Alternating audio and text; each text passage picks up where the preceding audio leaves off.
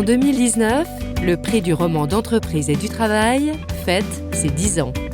L'occasion d'écouter ou de réécouter quelques lauréats du prix et d'anciens ministres du Travail nous parler littérature et entreprise.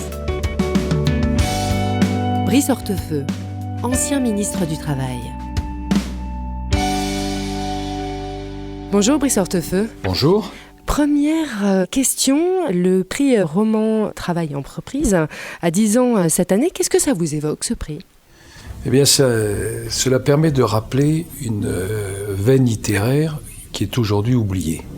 Il n'y a plus tellement de références dans la littérature contemporaine prenant le travail comme source d'inspiration. Et donc la remise de ce prix qui se déroule symboliquement au ministère du Travail eh bien, permet de renouer avec une littérature qui a marqué la fin de la deuxième moitié, en tout cas, du 19e siècle, et en tout cas aussi le 20e siècle.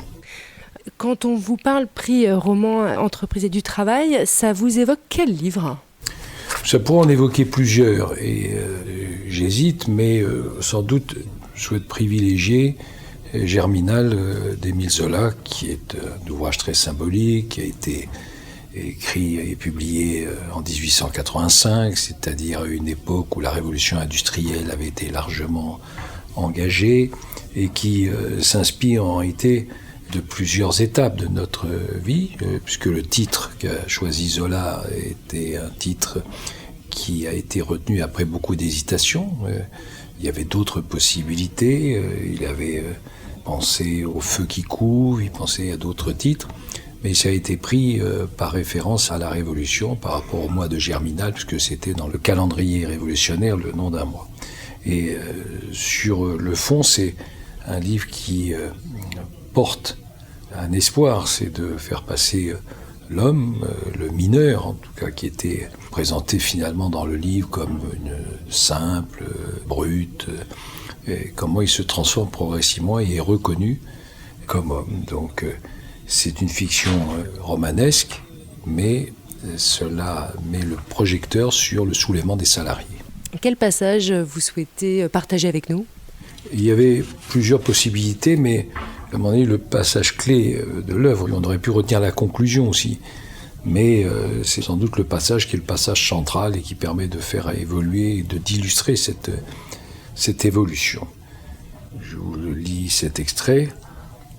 Maintenant en plein ciel, le soleil d'avril rayonnait dans sa gloire, échauffant la terre qui enflait, et du flanc nourricier jaillissait la vie, les bourgeons crevaient en feuilles vertes, les champs tressaillaient de la poussée des arbres, de toutes parts, des graines se gonflaient, s'allongeaient, gerçaient la plaine, travaillaient d'un besoin de chaleur et de lumière.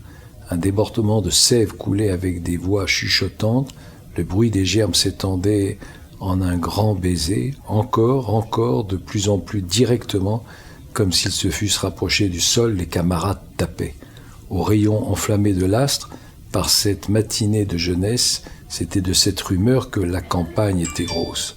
Des hommes poussaient, une armée noire, vengeresse, qui germait lentement dans les sillons, grandissant pour les récoltes du siècle futur, et dont la germination allait faire bientôt éclater la terre. Brice Hortefeux, dernière question. Le prix roman d'entreprise et du travail a 10 ans cette année, en 2019. Quel est votre message que vous souhaiteriez lui passer ? D'abord un joyeux anniversaire, mais surtout le chiffre de 10. 10 ans, c'est à la fois encore la jeunesse, mais c'est aussi le début de la longévité. Et donc cet anniversaire illustre la combinaison de la jeunesse et de la longévité. Et par définition, un prix, ça doit servir. Et ce prix sert certainement à inciter. Et donc s'il peut encourager des auteurs à aborder à nouveau les nombreuses dimensions de la vie en entreprise du travail, eh bien, souhaitons-lui au moins encore 10 années supplémentaires. Merci beaucoup Brice Hortefeux. Merci. Brice Hortefeux, ancien ministre du Travail.